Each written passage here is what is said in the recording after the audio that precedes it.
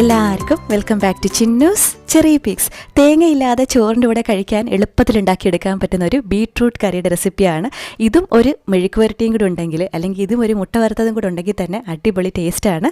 ഇതിന് മുന്നേ നമ്മൾ തേങ്ങയില്ലാതെ പെട്ടെന്ന് ഉണ്ടാക്കിയെടുക്കാൻ പറ്റുന്ന മീൽസിൻ്റെ റെസിപ്പിയിൽ ഈ കറി ഇൻക്ലൂഡ് ചെയ്തിട്ടുണ്ടായിരുന്നു. അന്ന് ഇത് ട്രൈ ചെയ്ത് നോക്കിയിട്ട് ഇവർ വളരെ എളുപ്പമാണെന്നും വളരെ ടേസ്റ്റി ആണെന്നും ഒക്കെ പറഞ്ഞിട്ടുണ്ടായിരുന്നു.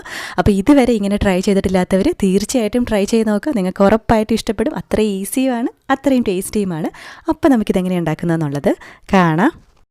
അപ്പോൾ വളരെ എളുപ്പത്തിൽ തയ്യാറാക്കി എടുക്കാൻ പറ്റുന്ന ഒരു ടേസ്റ്റി ആയിട്ടുള്ള ബീട്രൂട്ട് റൈത്തയാണ്. അതിനായിട്ട് നമുക്ക് 2 ചെറിയ ബീട്രൂട്ട് ഒന്ന് ഗ്രേറ്റ് ചെയ്തെടുക്കണം. ഞാനിവിടെ ഒരു ഗ്രേറ്ററിലാണിത് ഗ്രേറ്റ് ചെയ്തെടുക്കുന്നത്. നിങ്ങൾക്ക് ഇഷ്ടമുള്ള രീതിയിൽ ഇത് ഗ്രേറ്റ് ചെയ്തെടുക്കാം. ചെറിയൊരു വലുപ്പത്തിൽ ഗ്രേറ്റ് ചെയ്യുമ്പോഴാണ് ഒരു ക്രഞ്ചിനെസ് ഒക്കെ കിട്ടുന്നത്.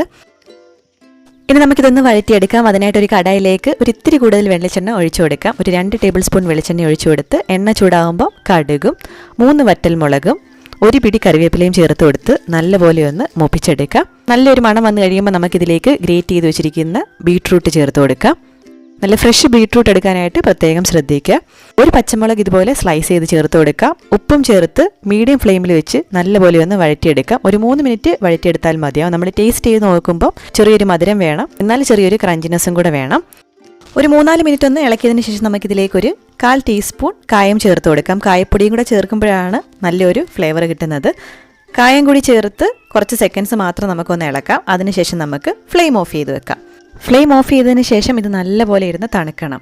ഒരു 10 മിനിറ്റെങ്കിലും ഇരുന്ന് തണുത്തതിന് ശേഷം നമുക്കിതിലേക്ക് തൈര് ചേർത്ത് കൊടുക്കണം. അപ്പോൾ ആ സമയം കൊണ്ട് നമുക്ക് ബാക്കി കറികൾക്കുള്ള കാര്യങ്ങളൊക്കെ ചെയ്തെടുക്കാവുന്നതാണ്. ഇവിടെ നല്ലപോലെ തണുത്തിട്ടുണ്ട്. ഞാനിതിലേക്ക് 2 കപ്പ് അധികം പുളിയില്ലാത്ത തൈര് ചേർത്ത് കൊടുക്കുകയാണ്. എന്നിട്ട് നമുക്കിത് നല്ലപോലെ മിക്സ് ചെയ്തെടുക്കാം.